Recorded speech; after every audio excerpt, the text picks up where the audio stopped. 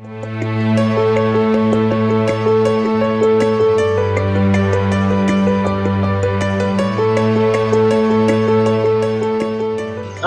my name is McKendrick. I'm based in Doylestown, Pennsylvania, and I'm an author and independent researcher, mainly focusing on the impact of information technology on markets, on careers, on the way people work together, on the way enterprises interact with the world and people interact with enterprises.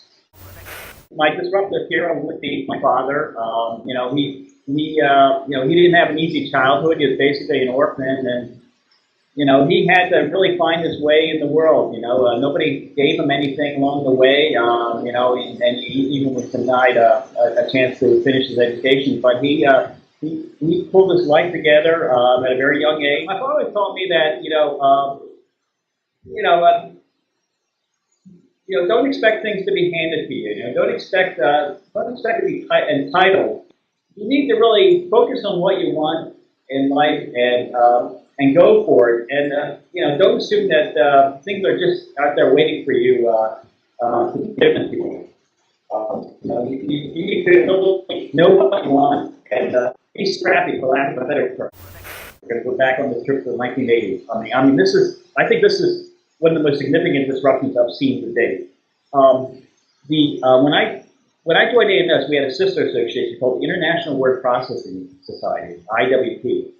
IWP catered to the trend toward word processing. Companies were taking away functions from their secretaries, the typing, correspondence, transcription, and centering those functions into word processing tools.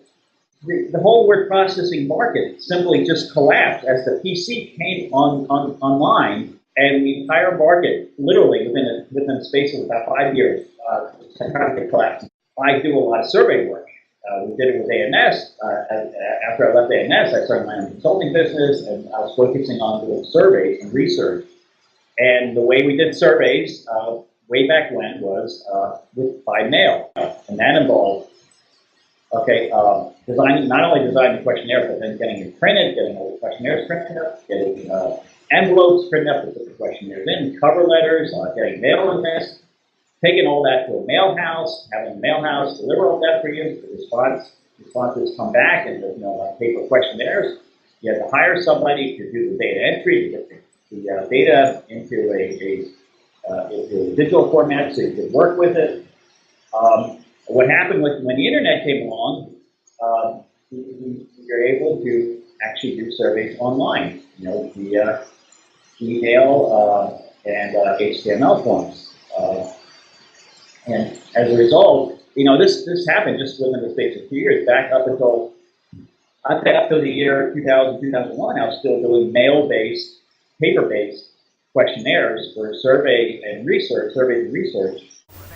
I have to admit, I tend to really kind of watch what's happening with technology first before I really dive into it. A lot of folks were using Twitter before I really got involved with Twitter, and I don't use Vine or Instagram yet, and a lot of people are talking about how helpful and video is one area. We talk about Vine. Video is one area where I really haven't.